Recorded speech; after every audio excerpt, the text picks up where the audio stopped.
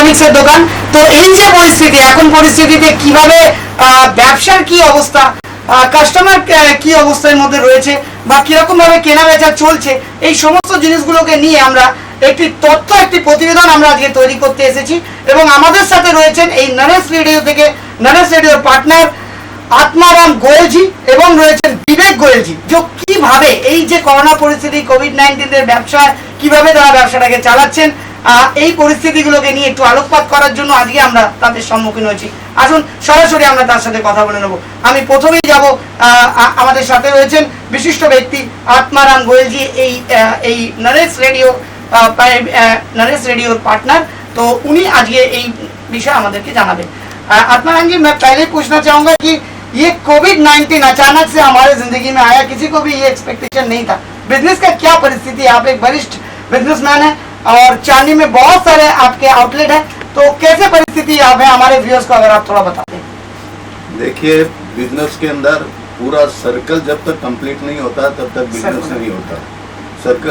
Circle के अंदर सबसे पहले कन्वेंस आता है। कन्वेंस में ट्रेन चल नहीं रही है, मेट्रो चल नहीं रही है और बसेज वगैरह भी लिमिटेड है।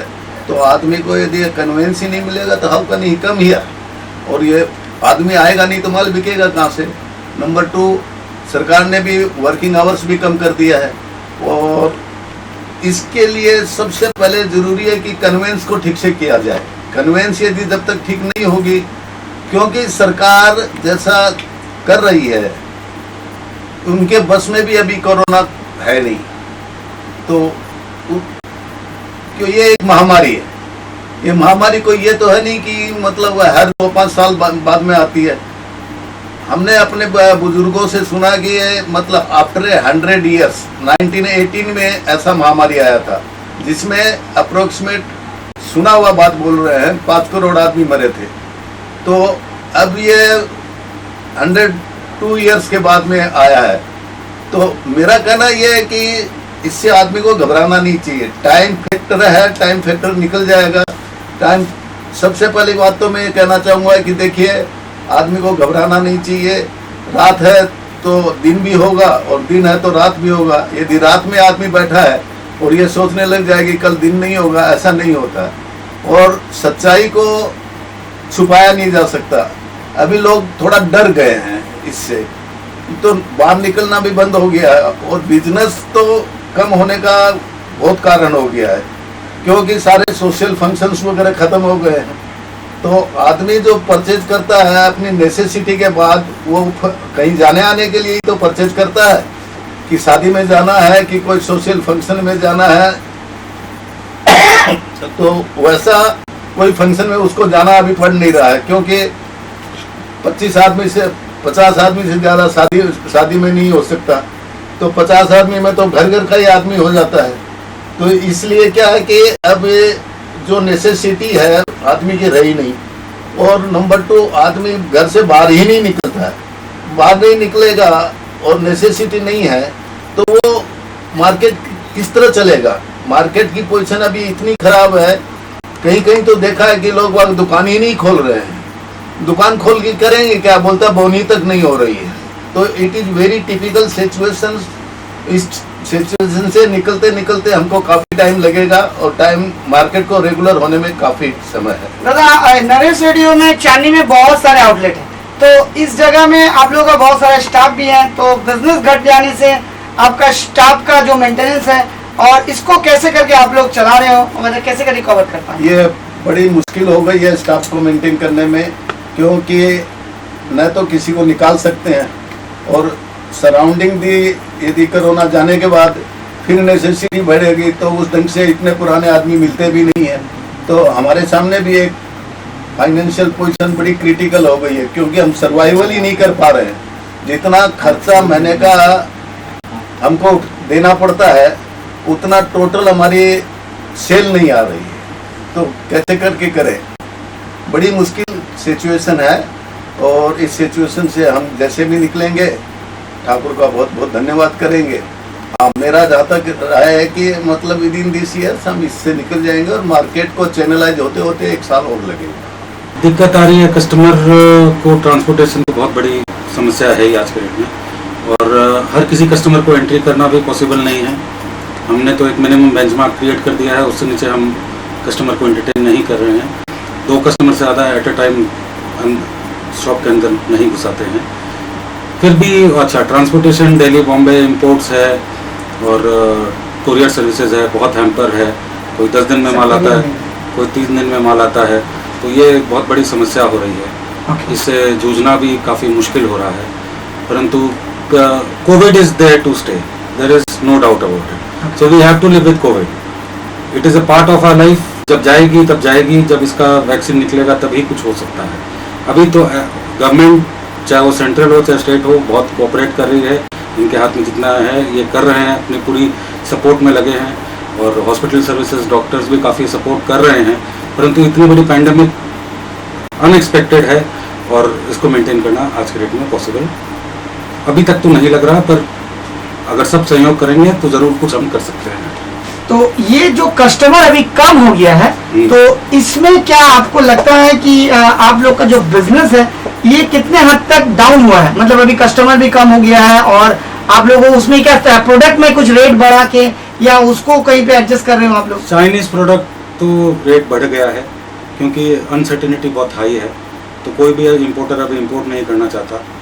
और कहीं भी मटेरियल अटक गया, कोई गवर्नमेंट पॉलिसीज, जैसे टीवी पे अभी नया बैन आ गया है, इंपोर्ट लाइसेंसिंग हो गया है, तो इस पर काफ़ी इफेक्ट क्या पड़ेगा अभी एट द मोमेंट बोला नहीं जा सकता। 2 दिन ही हुए हैं, तो तभी हम लोग कुछ बता सकते हैं। अभी एट द मोमेंट तो कुछ नहीं बोला जाता। तो हर जो प्रोडक्ट है उसका रेट क्या सब प्रोडक्ट में बढ़ा है? हाँ, बढ़ा है अक्रॉस, कहीं कहीं तो 1.5 टाइम्स, कहीं 2 टाइम्स भी हो गया है, क्योंकि ट्रांसपोर्टेशन इतना महंगा होने से जो 10-15-20 रुपये किलो में माल आता था, अब वो 80-100 रुपये, 120 रुपये किलो में भी डिफ़िकल्टी होती है।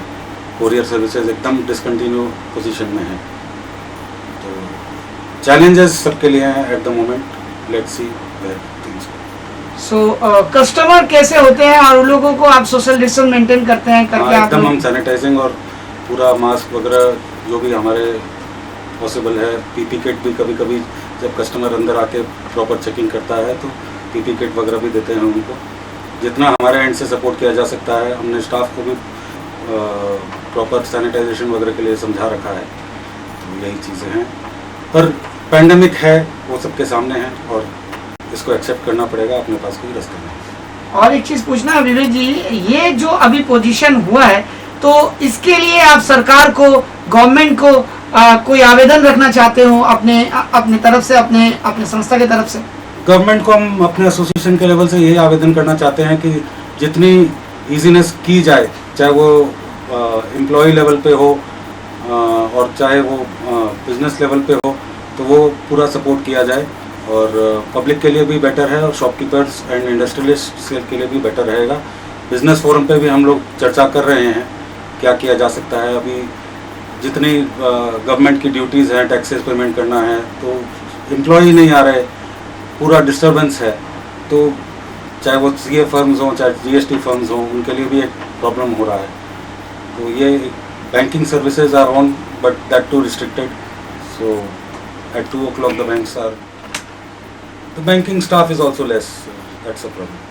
सो आप स्टेट गवर्नमेंट को क्या आवेदन करना चाहते हो? मतलब आप स्पेशली ममता बनर्जी की सरकार है यहाँ पे, दीदी से बहुत कोऑपरेशन मिल रहा है, जितना मैक्सिमम किया जा सकता है दीदी कर रही है हर लेवल पे, परंतु कई हाथ स्टेट गवर्नमेंट के भी कहीं ना कहीं बंधे हुए हैं, उनके पास में भी उनको बहुत ज़्यादा कुछ, जितना मैक्सिमम वो करना चाह रहे हैं वो कर रहे हैं, और उनकी सपोर्ट तो खैर है ही। धन्यवाद। और मैं एक चीज़ पूछना चाहूँगा आपसे विवेक जी, अभी जो सिचुएशन है, इस सिचुएशन में सेल भी कम हो गया है और प्राइस भी बढ़ गया है, तो इसमें कस्टमर को आप लोग कैसे हैंडल करो? कस्टमर को समझाना कैसे पड़ता है? मतलब एक चीज़ कस्टमर आज के डेट में वेल अवर्स्ड है, ऐसी बात नहीं है कि कस्टमर अवर्स्ड नहीं है। कस्टमर को पता है कि ये चैलेंजेस हैं, वो एक्सेप्ट भी कर रहा है। कुछ जो नहीं कर रहे हैं उनको समझाना पड़ रहा है, और तो फिर मटेरियल तो मिलेगा नहीं मार्केट में। अभी मटेरियल की जो शॉर्टेज आ जाएगी कि कहीं कहीं तो पैसे देने से भी माल नहीं मिल रहा। तो अभी ऐसा कोई सिचुएशन आने वाला दिन में कि ऐसा प्रोडक्ट है जिसको मिलना मुश्किल हो जाए, या मतलब नहीं मिलेगा पैसा? चाइनीज बैन होगा तो प्रोडक्ट्स में काफ़ी कमी आएगी। चाइना से जो प्रोडक्ट, तो उसके लिए सब्सिट्यूट कोई प्रोडक्ट आ रहा है इंडियन गवर्नमेंट की तरफ से, भाई यहाँ से कोई प्रोडक्ट का कुछ? It will take a lot of time. According to me it will take a मतलब प्रोडक्ट नहीं आ रहा है लेकिन प्रोडक्ट बंद हो जा रहा है, तो इसमें तो customer India manufacturing will take time. Okay India manufacturing for those components which are manufactured in China at that prices, we do not, according to me, we don't have that kind of infrastructure. Stock कैसा है अभी अभी मतलब माल का कि आपको जो customer आ रहे हैं उन लोगों को आप फुलफिल कर पा रहे हो माल, लेकिन अभी बहुत सारे स्टॉक खत्म हो चुका है, ऐसा कुछ? नहीं, at the moment we are well stocked at the moment, but in some products there is a shortage, but quite manageable at the moment. Okay If it continues 2 months from now and material does not come in the imports, be it Germany or be it China, then we are surely having a problem in India. तो According to me. तो आपको क्या लगता है ये 2 महीने के अंदर में ये चीज को सॉल्व होने का संभावना कुछ लग रहा है आप लोगों को? क्योंकि आप लोग Let's तो hope for the business best. कर रहे हो, Let's hope for the best. That तो आगे का कुछ सोच के रखे हो कि कैसे करके इसको मैनेज किया जाए या किस तरह? It is just taking all day by day, nothing else. We cannot predict when the medicines will come, so it has to be just played by the day. That's it. We do not know government policies. We do not know international policies at the moment. Be it China, be it America, be it India. It's all in a mess. আমরা কথা বললাম Naresh electronics. আপনারা জানেন যে চাঁদনি মার্কেটে নরেশের অনেকগুলো outlet রয়েছে। Naresh electronics হচ্ছে খুব ফেমাস চাঁদনি মার্কেটের মধ্যে। সেই নরেশ ইলেকট্রনিক্সের বিজনেসের কি পরিস্থিতি রয়েছে, কাস্টমার কিভাবে তার কাছ থেকে পরিষেবা পাচ্ছে, বা মালের স্টক কতটা রয়েছে, সব বিষয়গুলো আপনাদের জানালাম। আমরা নরেশ ইলেকট্রনিক্সের আরেক পার্টনারকে আপনাদের সামনে নিয়ে আসবো, তার মুখ থেকেও কিছু কথা শুনবো। আমাদের সাথে রয়েছে নরেশ ইলেকট্রনিক্সের আরেকজন পার্টনার, আসুন তার কাছ থেকে জানবো। ভাই আপনার নাম? रतन कुमार गोयल। रतन जी, इस जो पैंडेमिक सिचुएशन हुआ है इसमें बिजनेस में कितने हद तक क्या क्या सिचुएशन में चेंजिंग आया है? देखिए, बात यह है कि हर एक माल का शॉर्टेज है। हमारी लाइन में क्या है कि कस्टमर जब तक माल देख के नहीं देगा उसको माल समझ में नहीं आएगा। हम लोग कस्टमर को भीतर एंट्री करने नहीं देते हैं, नहीं करने देते तो आधी बात हम समझते हैं, आधी नहीं समझते हैं, इसलिए आधे कस्टमर घूम के चले जा रहे हैं। ओके, सो अभी जो माल का जो शॉर्टेज हो रहा है या माल का जो अभी प्रॉब्लम हो रहा है, तो ये आने वाला दिन में क्या बढ़ सकता है, या कस्टमर को कैसे करके आप लोग फिर आने वाला दिन में परिसेवा दोगे या कैसे करके? देखिए, जो चाइना से माल आ रहा है उसमें से हमारा क्या है कि एक सर्किट बोर्ड बनता है। सर्किट बोर्ड में 50 आइटम लगती है, उसमें यदि 49 आइटम लगी और एक आइटम नहीं लगी, एक आइटम नहीं मिली, तो वो क्या है कि पूरा प्रोजेक्ट डिले हो गया। तो वो क्या है कि पूरा माल होने से हमारा काम होगा, नहीं तो काम होगा नहीं।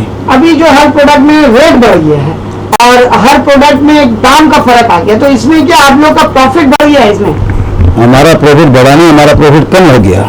कम कैसे हो गया कि जो माल पड़ा हुआ है उसका दाम हम बढ़ा नहीं पाते हैं। क्यों? बढ़ाने से हमारी सेल तो पहले ही 30% 40% आ गई है। क्यों वो प्रोडक्ट आपके पास पड़ा है उसका दाम अगर मार्केट में बढ़ जाए तो आप क्यों नहीं बढ़ा सकते?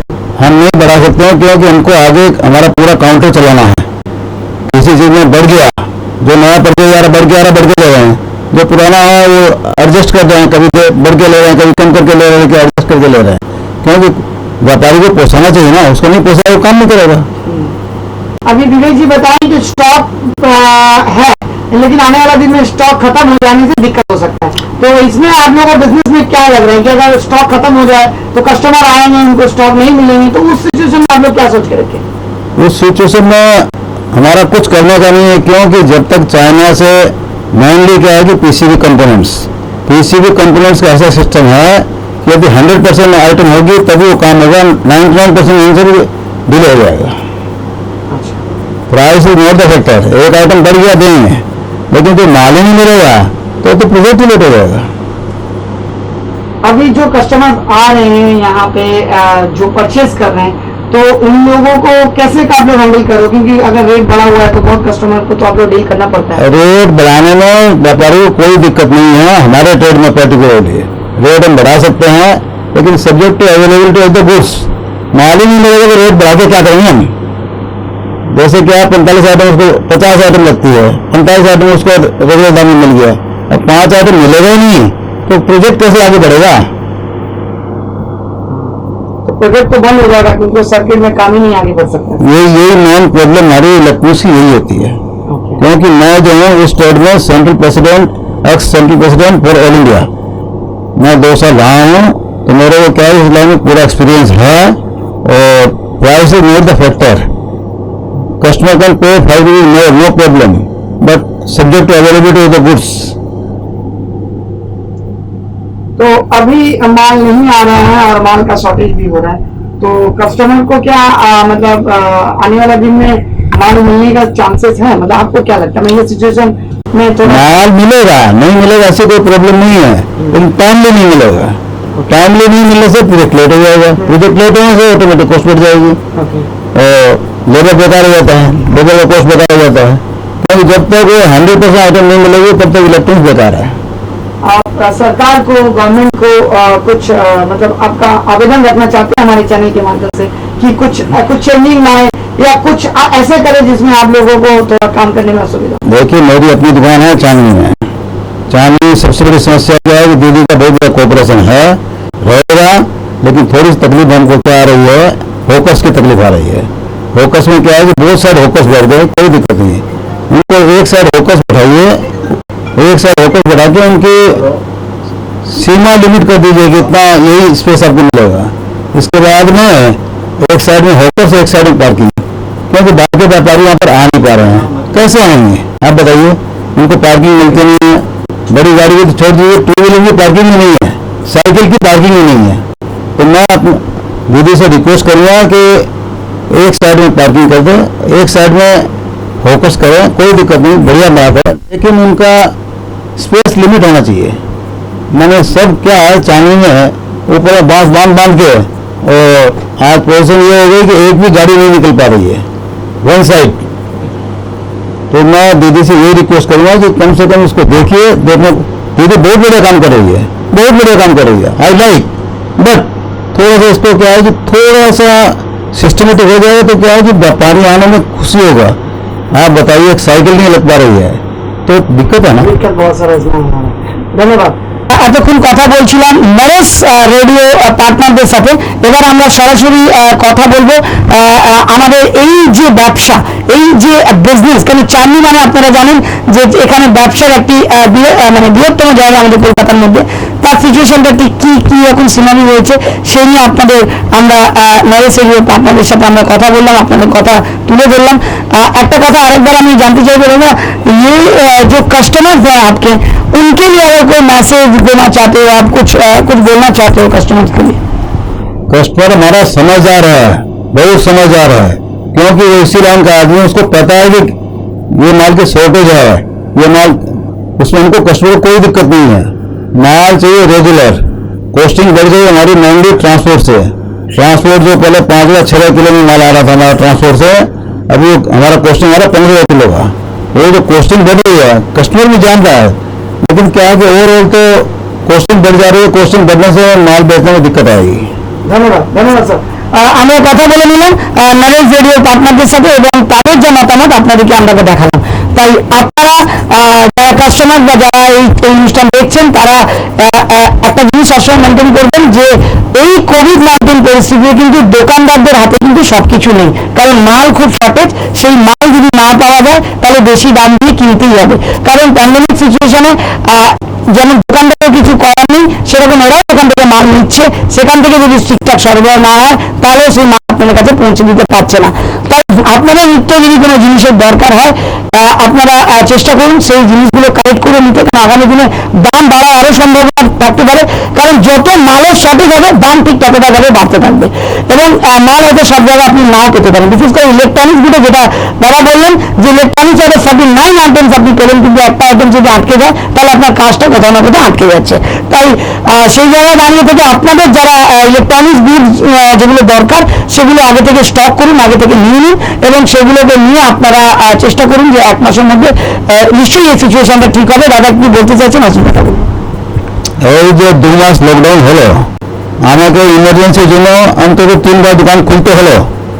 গভর্নমেন্ট অর্ডার এসছে আমার কাছে, একটা রিলায়েন্সের জিওর কাজ বন্ধ হয়ে গেছিল, ওরা বাড়ি থেকে পারমিশন নিয়ে বাড়ি থেকে আমাকে তুলে আর দোকান খুলে মালটা দিতে হলো। আর একটা দিয়েছে আমরা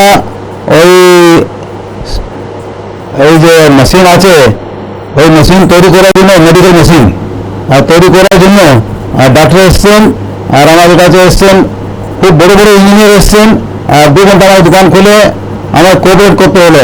কিন্তু আমি 1 পয়সা চার্জ দিইনি, কেন? এটা ইমার্জেন্সি ছিল। ধন্যবাদ। ধন্যবাদ দাদা, আপনি এইভাবে মানুষের জন্য কাজ করেছেন, এটা সত্যি আপনার এটা আমরা কৃতজ্ঞ। আমরা চাইবো যে এরকম ধরনের আরো যেসব বিষয়গুলো রয়েছে আমরা এগুলোকে আপনাদের তুলে ধরবো। ততক্ষণের জন্য আপনাদের দেখতে হবে 24 আওয়ার্স টিভি, সবার কাছে সবসময়। নমস্কার।